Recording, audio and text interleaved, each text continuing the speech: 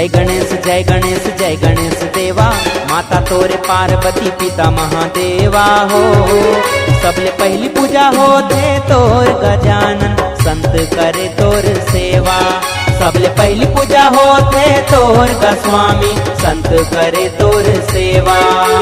जय गणेश जय गणेश जय गणेश देवा, माता तोरे पार्वती पिता महादेवा हो। सबले पहली पूजा होते तोर गजानन, संत करे तोर सेवा। सबले पहली पूजा होते तोर गोस्वामी, संत करे तोर सेवा।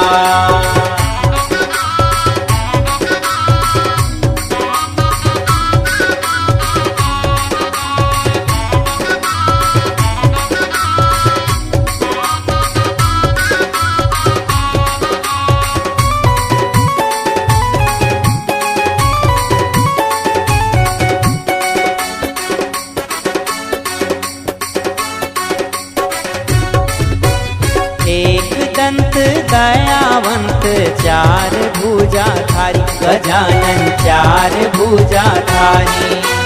माथे माँ सिंदूर सोहे, मूस के सवारी, गजानन मूस के सवारी। एक दंत दयावंत चार भुजा धारी, गजानन चार भुजा धारी।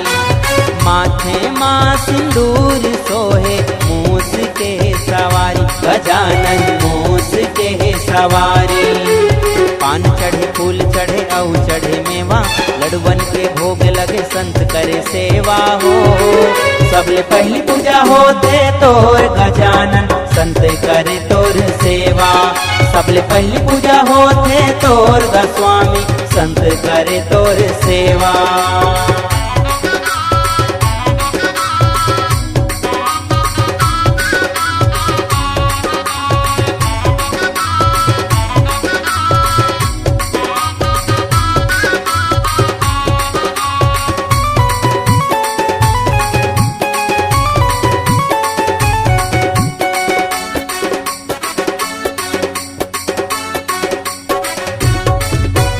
अंधरा लाते आँखी देखत, कोढ़िन ला देत काया, गजानन कोढ़िन ला देत काया। बांझन लाते पुत्र देतस, निर्धन ला देत माया, गजानन निर्धन ला देत माया।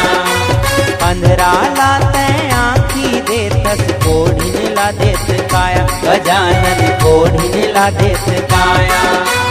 बांझन लाते पुत्र देतस, निर्धन ला देत माया, गजानन निर्धन ला देत माया।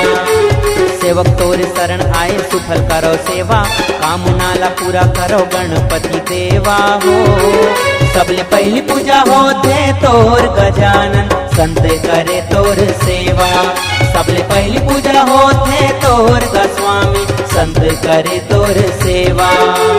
जय गणेश जय गणेश जय गणेश देवा, माता तोरे पार्वती पिता महादेवा हो।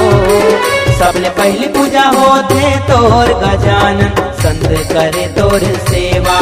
सबले पहली पूजा होते तोर गोस्वामी, संत करे तोर सेवा। सबले पहली पूजा होते तोर गजानन, संत करे तोर सेवा। सबले पहली पूजा होते तोर गोस्वामी, संत करे तोर सेवा। सबले पहली पूजा होते तोर गजानन, संत करे तोर सेवा। सबले पहली पूजा होते तोर गोस्वामी, संत करे तोर सेवा।